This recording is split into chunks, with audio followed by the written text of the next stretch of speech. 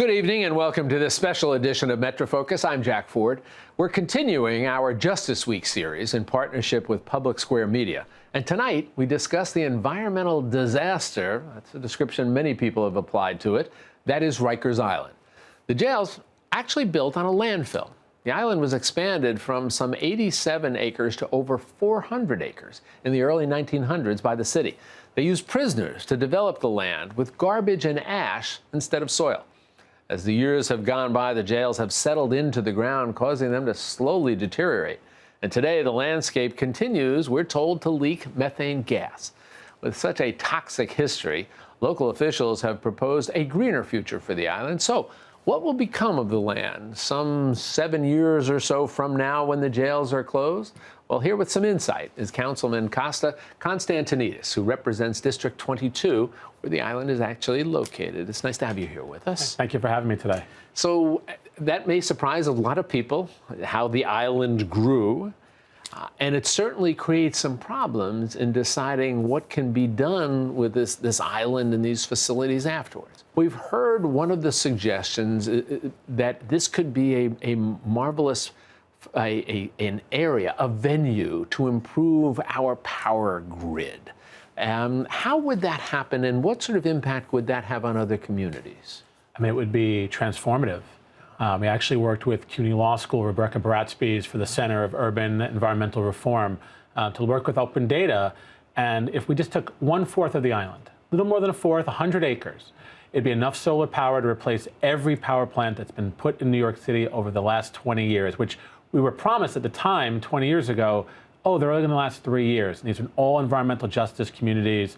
In Queens, it's next to the Queensbridge houses, the Ravenswood houses, and the Astoria houses. Those generators now, someone who was born that year is old enough to vote. I found that number astonishing when I was looking at it. So give us a better sense of it. What would, and I'm not asking you to be a scientist or an engineer, but generally speaking, if we took those 100 acres, what would we do with them? What would be placed on them that would allow us to replace these other facilities? All we have to do is solar power. Yeah. And being that it's in so close proximity to LaGuardia Airport, what we know for certain is never going to be a large building that's going to hang over those solar panels to block out the sun because it's right in the flight path. So we have an opportunity here to use this part of the island that's in the right place to replace these environmental justice polluters, these power plants that have been there for way too long. And it would actually allow us, if that was done, actually allow us to close down those facilities, as you mentioned, that are located right in the midst of communities, residential communities, many instances? I mean, in 2000, we were promised, they put them down without an EIS and said, don't worry, these plants are just there for reliability. We're going to take them down in 3 years. And they were all in, next to public housing, in environmental justice neighborhoods. And this has just been another instance of power and government not doing the right thing. It's time to take them down, and this will allow us to do that. You mentioned LaGuardia Airport. There has been a suggestion that it could be an expansion of LaGuardia Airport's facilities. What would you think of that? I mean, it would just, you're taking, as you talked about in your intro today, an island that's ash and has methane leaks, and we're going to allow that to leak into Bowery Bay, into Flushing Bay. That's not a good idea. We're finally getting to a point where our waters are swimmable and fishable, and we're trying to improve our water quality.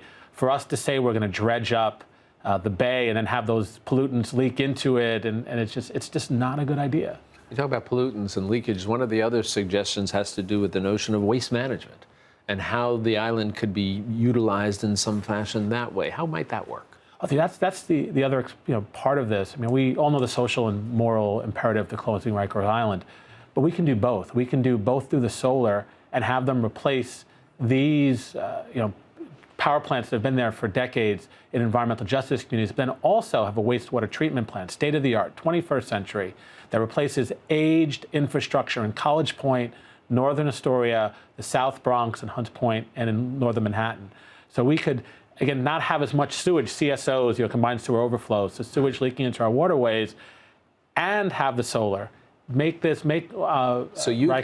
could handle both those types of things. The Lippman Commission speaks to that. Right. And this is a chance for us to reimagine New York City in the 21st century, a 21st century wastewater treatment facility, a 21st century powering our city. This is a chance for us to set the course for New York City for the next 100 years.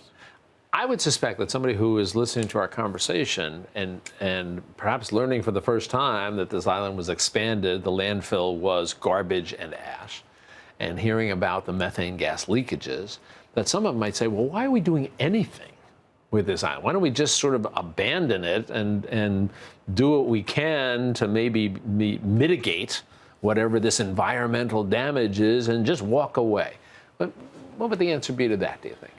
I would say we've made, the city has compounded its mistakes on Rikers Island for decades upon decades, expanding it, the criminal way in which we've operated, Rikers Island for so long, mass incarceration, and we have an opportunity here. We don't have an opportunity to get land and think about how we replace all this infrastructure. This is a real opportunity. If we miss this opportunity, they're going to leave power plants in environmental justice neighborhoods. We're going to leave wastewater treatment plants on our waterfronts. We can change how we think about New York City in the next 50 to 100 years if we take this bold step. And remediation, too. This is not going to be easy. But so that would have to be factored into it in some fashion, Absolutely. the notion of remediation and repairing that damage. Absolutely. But it's not suitable for living. It's not suitable for long-term inhabitant. But it's an opportunity for us to think about how we put power generation and sewage and other uses there that can be beneficial to the city in the long run. So you wouldn't anticipate seeing real estate developers, for instance, saying, hey, we'll get in, we'll develop this, mixed-use developments, whatever. That doesn't seem to be on the radar screen? I mean, this is an isolated island that the only way on or off is a bridge that comes through our community. The emissions from those cars and buses and everything else would be bad for our city. They talk about maybe a ferry, but really look at highest and best use. Highest and best use is the benefit the most people, the ones that really need it the most, the people that have been impacted by Rikers Island, right? Our communities of color and in low-income communities, the same communities these power plants sit in, the same communities that these wastewater treatment plants sit in. It's time to give those communities relief. So a playground for the rich is not something I could support. Last quick question for you. Are you getting a sense that there's a willingness on the part of various legislators, city, state legislators, to do some of these positive things that you mentioned, like the power and the waste management together? I hear a lot of, real power comes from activism. Yeah. So on the ground, speaking with activists on the ground, we're getting a lot of really positive feedback. Communities who've been impacted for so long, this conversation, they've led this conversation on closing Rikers from the very beginning, and the legislators have come second. So with working with these great advocates that have been fighting to close Rikers, we're seeing a groundswell to change the conversation, not only about closing Rikers, but having the simultaneous conversation of what Rikers can be and what that means for neighborhoods. I think it's going to be a continuing, interesting conversation amongst all the factions involved here. We appreciate you spending some time with us, and we'll plan on getting you back here, and you can sort of update us as this moves forward. Jack, definitely appreciate having me here. Thank you so much. Good seeing you.